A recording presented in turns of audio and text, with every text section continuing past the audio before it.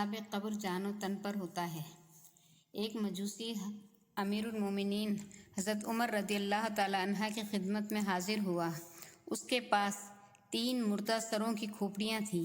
اس نے کہا، اے عمر، تمہارے صاحب پیغمبر صلی اللہ علیہ وآلہ وسلم فرماتے ہیں کہ جو شخص اسلام کے سوا کسی دوسرے دین پر مرے گا وہ آگ میں جلایا جائے گا۔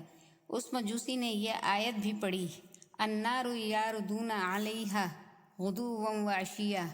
حضرت عمر رضی اللہ تعالیٰ عنہ نے فرمایا، بے شک ہمارے آقا حضرت محمد صلی اللہ علیہ وآلہ وسلم کا فرمان صحیح ہے۔ یہ سن کر اس مجوسی نے وہ تینوں سر نکالے اور کہا، یہ سر میرے باپ کا ہے، یہ سر میری ماں کا ہے اور یہ سر میری بہن کا ہے۔ یہ تینوں مجوسی دین پر مرے ہیں۔ میں اپنا ہاتھ ان کھوپڑیوں پر رکھتا ہوں تو مجھے گرمی محسوس نہیں ہوتی، یعنی تمہارے پیغمبر کے قول کے مطابق ان کھوپڑیوں کو گرم ہونا چاہیے کیونکہ یہ آگ پر پیش کی جاتی ہیں۔ یہ سن کر حضرت عمر رضی اللہ تعالیٰ عنہ نے اپنے خادم کو بھیج کر حضرت علی کرم اللہ وجہہ کو بلایا۔ حضرت علی تشریف لائے تو حضرت عمر رضی اللہ تعالیٰ عنہ نے مجوسی سے کہا، اچھا اب تو ذرا اپنے اعتراض کو دہرا دے۔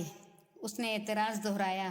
اعتراض سن کر حضرت علی نے ایک لوہا اور پتھر منگوایا۔ جب حاضر کیا گیا تو آپ نے مجوسی سے کہا کہ تو اس لوہے اور پتھر پر ہاتھ رکھ کر بتا کہ گرم ہے یا سرد۔ مجوسی نے ہاتھ رکھ کر کہا، یہ تو سرد ہے۔ حضرت علی رضی اللہ تعالیٰ عنہ نے پھر فرمایا، اچھا تو لوہے کو پتھر پر مار۔ جب مجوسی نے لوہے کو پتھر پر مارا تو اس سے چنگاری نکل پڑی۔ اس پر حضرت علی نے مجوسی کو مخاطب کر کے فرمایا، جس طرح اللہ تعالیٰ نے اپنی قدرت سے ٹھنڈے پتھر اور لوہے کے درمیان آگ پیدا کر دی ہے، اسی طرح وہ اس چیز پر بھی قادر ہے کہ جن کھوپڑیوں میں تجھ کو گرمی محسوس نہیں ہوتی ان کے اندر گرمی پیدا کر دی ہو اور تجھے محسوس و معلوم نہ ہو رہی ہو۔ یہ کھوپڑیاں جن کے سرد محسوس کر رہا ہے ان کو اللہ تعالیٰ اس طرح آگ پر پیش کرتا ہے کہ تو اس کی گرمی محسوس نہیں کرتا، حالانکہ وہ اللہ تعالیٰ کی آگ میں جلتی رہتی ہیں۔ یہ بات سن کر مجوسی لاجواب ہو گیا۔